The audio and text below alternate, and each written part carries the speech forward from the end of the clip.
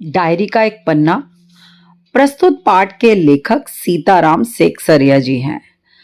वो भी आजादी की कामना करने वाले उन अनंत लोगों में से एक थे जो दिन प्रतिदिन जो भी देखते, जो भी सुनते और महसूस करते थे, उसे अपनी एक निजी निजी मतलब प्राइवेट डायरी में दर्ज कर लेते थे। यह क्रम कई वर्षों तक चला। इस पाठ में उनकी डायरी का 26 जनवरी 1931 का लेखा जोखा है।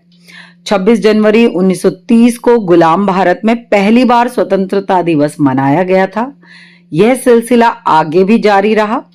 आजादी के 2.5 साल बाद 1950 में यही दिन हमारे गणतंत्र के लागू होने का दिन भी बना। आज हम डायरी का पन्ना 26 जनवरी 1931 का दिन पढ़ेंगे। आज का दिन तो अमर दिन है। आज के ही दिन सारे हिंदुस्तान में स्वतंत्रता दिवस मनाया गया था और इस वर्ष भी उसकी पुनरावृत्ति थी, जिसके लिए काफी तैयारियां पहले से की गई थी। यानी कि 1930 को भी मनाया गया था, लेकिन ये उतनी शान से नहीं मनाया गया था जितनी शान से 1931 को मनाया गया। गत वर्ष अपना हिस्सा बहुत साधारण था। गत वर्ष यानी कि पिछले वर्ष। इस वर्ष जितना अपना दे सकते थे दिया था। केवल प्रचार में ही 2000 रुपया खर्च किया गया था। सारे काम का भार अपने समझते थे, अपने ऊपर है, और इसी तरह जो कार्यकर्ता थे उनके घर जा जाकर समझाया गया था। बड़े बाजार के प्राय मकानों पर राष्ट्रीय झंडा फहरा रहा था और कई मकान तो ऐसे सजाए गए थे कि ऐसा मालूम होता था मानो स्वतंत्रता मिल गई हो। ये 26 जनवरी 1931 के दिन की बात हो रही है। कलकत्ता के प्रत्येक भाग में ही झंडे लगाए गए थे। जिस रास्ते से मनुष्य जाते थे उसी रास्ते में उत्साह और नवीनता मालूम होती थी। लोगों का कहना था कि ऐसी सजावट पहले नहीं हुई। पुलिस भी अपनी पूरी ताकत से शहर में गश्त देकर प्रदर्शन कर रही थी। मोटर लारियों में गोरखे सार्जेंट प्रत्येक मोड़ पर तैनात थे। कितनी ही लारियां शहर में घुमाई जा रही थी। घुड़सवारों का भी प्रबंध था। कहीं भी ट्रैफिक पुलिस नहीं थी। सारी पुलिस को इसी काम में लगाया गया था।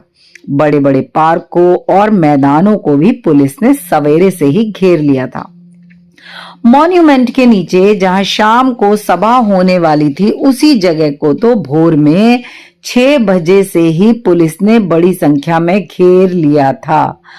पर तब भी कई जगह तो भोर में ही झंडा फहराया गया था। मतलब सुबह से ही झंडा फहराने से पहले ही पुलिस ने उस जगह को घेर लिया था ताकि आजादी का जश्न ना मनाया जा सके। लेकिन कुछ लोगों ने भोर में ही झंडा फहरा दिया गया था। श्रद्धानंद पार्क में बंगाल प्रांतीय विद्यार्थी संघ के मंत्री अविनाश बाबू ने झंडा गाड़ा तो पुलिस ने उनको पकड़ लिया, लोगों को मारा और हटा दिया वहां से। तारा सुंदरी पार्क में बड़ा बाजार कांग्रेस कमेटी के युद्ध मंत्री हरिश्चंद्र सिंह झंडा फहराने गए, पर वे भीतर ना जा सके। वहां पर काफी मारपीट हुई और 2-4 आदमियों के सिर फट गए। गुजराती सेविका संघ की ओर से जुलूस निकाला जिसमें बहुत सी लड़कियां थी, उनको भी गिरफ्तार कर लिया गया। 11 बजे मारवाड़ी बालिका विद्यालय की लड़कियों ने अपने विद्यालय में झंडोत्सव मनाया, यानी कि झंडा फहराया। जानकी देवी मदालसा बजाज नारायण आदि भी गई। मुख्य नाम है, याद कर लीजिएगा। लड़कियों को उत्सव का क्या मतलब है समझाया गया। एक बार मोटर में बैठकर सब तरफ घूमकर देखा तो बहुत अच्छा मालूम हो रहा था। जगह जगह फोटो उतर रहे थे। अपने भी फोटो का काफी प्रबंध किया था। 2-3 बजे कई आदमियों को पकड़ लिया गया, जिसमें मुख्य पूर्णोदास और पुरुषोत्तम राय थे। सुभाष बाबू के जुलूस का भार पूर्णोदास पर ही था। सुभाष बाबू सुभाष चंद्र बोस, और उनका जो जुलूस था उसका पूरा भार पूर्णोदास पे था, जिसे गिरफ्तार कर लिया गया था। पर वह गिरफ्तार होने से पहले ही यह सब प्रबंध कर चुका था। स्त्री समाज भी अपनी तैयारी में लगा था। जगह जगह से स्त्रियां अपना जुलूस निकालने की तथा ठीक समय पर स्थान पर पहुंचने की कोशिश कर रही थी। मॉन्यूमेंट के पास जैसा प्रबंध भोर में था वैसा करीब 1 बजे नहीं रहा। इससे लोगों को आशा होने लगी कि शायद पुलिस अपना रंग ना दिखलावे। पर वह कब रुकने वाली थी। 3 बजे से ही मैदान में हजारों आदमियों की भीड़ होने लगी और लोग टोलियां बना बनाकर मैदान में घूमने लगे। आज जो बात थी वह निराली थी। जब से कानून भंग का काम शुरू हुआ है, तब से आज तक इतनी बड़ी सभा ऐसे मैदान में नहीं की गई थी। और यह सभा तो कहना चाहिए कि ओपन लड़ाई थी। मुख्य प्रश्न का उत्तर यहां से बनेगा, पूरा पैराग्राफ जो है। पुलिस कमिश्नर का नोटिस निकल चुका था। अमुक अमुक धारा के अनुसार कोई सभा नहीं हो सकती थी। जो लोग काम करने वाले लोग थे उन सबको इंस्पेक्टरों के द्वारा नोटिस और सूचना दे दी गई थी कि यदि आप सभा में भाग लेंगे तो दोषी समझे जाएंगे। उधर काउंसिल की तरफ से भी नोटिस निकाला गया। तो 2 तरह के नोटिस हैं, पुलिस कमिश्नर का नोटिस और दूसरा है काउंसिल का नोटिस। दोनों वहां से भी नोटिस निकाला गया कि मॉन्यूमेंट के नीचे ठीक 4:24 पर झंडा फहराया जाएगा तथा स्वतंत्रता की प्रतिज्ञा पढ़ी जाएगी। सर्वसाधारण की उपस्थिति होना आवश्यक है। खुला चैलेंज देकर ऐसी सभा पहले कभी नहीं की गई थी। ठीक 4:10 पर सुभाष बाबू जुलूस लेकर आए। उनको चौरंगी पर ही रोक लिया गया, पर भीड़ की अधिकता के कारण पुलिस जुलूस को नहीं रोक सकी। मैदान के मोड़ पर पहुंचते ही पुलिस ने लाठियां चलानी शुरू कर दी। बहुत आदमी घायल हुए। सुभाष बाबू पर भी लाठियां पड़ी। सुभाष बाबू बहुत जोरों से वंदे मातरम बोल रहे थे। ज्योतिर्मय गांगुली ने सुभाष बाबू से कहा, आप इधर आ जाइए, मतलब उनको बचने के लिए कहा। पर सुभाष बाबू ने कहा आगे बढ़ना है। यह सब तो अपनी सुनी हुई लिख रहे हैं, पर सुभाष बाबू का और अपना विशेष फासला नहीं था। किसकी बात कर रहे हैं ये? सीताराम सेक्सरिया और सुभाष चंद्र बोस की। इन दोनों के बीच कोई विशेष फासला नहीं था। सुभाष बाबू जोर जोर से वंदे मातरम बोलते थे। वह अपनी आंख से देखा। किसने? लेखक ने। पुलिस भयानक रूप से लाठियां चला रही थी। क्षितिज चटर्जी का फटा हुआ सिर देखकर तथा उसका बहता हुआ खून देखकर आंख मिच जाती थी। इधर यह हालात हो रही थी, यानी कि हालात इधर भी अच्छे नहीं थे, और उधर दूसरी तरफ स्त्रियां मॉन्यूमेंट की सीढ़ियों पर चढ़ झंडा फहरा रही थी और घोषणा पढ़ रही थी। स्त्रियां बड़ी संख्या में पहुंच गई थी। प्रायः सबके पास झंडा था। जो वॉलेंटियर गए थे वे भी अपने स्थान से लाठियां पड़ने पर हटते नहीं थे। सुभाष बाबू को पकड़ लिया गया और गाड़ी में बैठाकर लाल बाजार लॉकअप में भेज दिया गया। कुछ देर बाद स्त्रियां जुलूस बनाकर वहां से चली। साथ में बहुत बड़ी भीड़ इकट्ठा हो गई। बीच में पुलिस कुछ थोड़ी देर के लिए ठंडी पड़ी, लेकिन थोड़ी देर बाद उसने फिर डंडे चलाने शुरू कर दिए। अब की बार भीड़ ज्यादा थी। जितनी ज्यादा भीड़ थी उतने ज्यादा आदमी घायल हुए।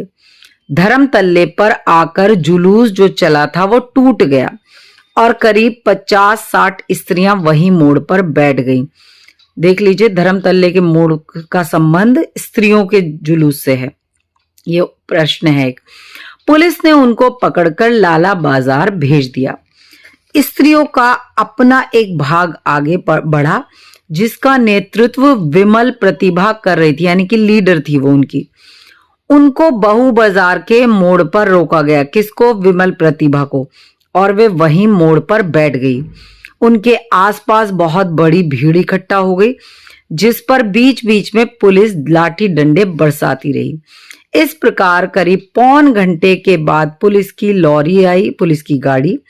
उनको लाल बाजार से ले जाया गया और कई आदमियों को भी पकड़ा गया। ब्रजलाल गोयनका, जो कई दिन से अपने साथ काम कर रहा था और दमदम जेल में भी उनके साथ था, पकड़ा गया। पहले वह झंडा लेकर वंदे मातरम बोलता हुआ मॉन्यूमेंट की तरफ इतने जोर से दौड़ा कि अपने आप ही गिर गया, और फिर उसे एक अंग्रेज घुड़सवार ने लाठी मारी और कुछ देर खींच कर ले जाने के बाद छोड़ दिया। इस पर स्त्रियों के जुलूस में फिर वह शामिल हो गया बचने के लिए, और उसको वहां पर भी उसको छोड़ दिया गया। तब वह 200 आदमियों का जुलूस बनाकर लाल बाजार पहुंचा और वहां पर गिरफ्तार हो गया। यह बात ब्रजलाल गोयनका की जा रही है, तो उससे संबंधित प्रश्न इस पूरे पैराग्राफ में उत्तर मिलेगा। मदालसा भी पकड़ी गई। उससे मालूम हुआ मदालसा से कि उसको थाने में भी मारा था। सब मिलाकर 105 स्त्रियां पकड़ी गई और बाद में रात 9 बजे सबको छोड़ दिया गया। कलकत्ता में आज तक इतनी स्त्रियां एक साथ कभी गिरफ्तार नहीं की गई थी। करीब 8 बजे खादी भंडार आए तो कांग्रेस ऑफिस से फोन आया कि यहाँ बहुत आदमी चोट खाकर आए हैं और कई की हालत संगीन है, उनके लिए गाड़ी चाहिए। जानकी देवी के साथ वहां गए। बहुत सारे लोगों को चोट लगी हुई थी। डॉक्टर दास गुप्ता उनकी देखरेख तथा फोटो उतरवा रहे थे। उस समय लगभग 67 आदमी वहां आ चुके थे। बाद में धीरे धीरे 103 तक हो गए। अस्पताल गए लोगों को देखने से मालूम हुआ कि 160 आदमी तो अस्पताल में पहुंचे हैं और जो लोग चोट खाकर घरों में चले गए वे अलग थे। इस प्रकार लगभग 200 घायल जरूर हुए होंगे। पकड़े हुए आदमियों की संख्या का पता नहीं चला, पर लाल बाजार के लॉकअप में स्त्रियों की संख्या 105 थी। आज जो कुछ हुआ वह अपूर्व था। बंगाल के नाम या कलकत्ता के नाम पर जो कलंक था कि यहाँ आज तक आज़ादी से संबंधित कोई काम नहीं हुआ है, वह कलंक आज बहुत अंश में धुल गया और लोग सोचने लगे कि यहाँ भी बहुत सा काम हो सकता है।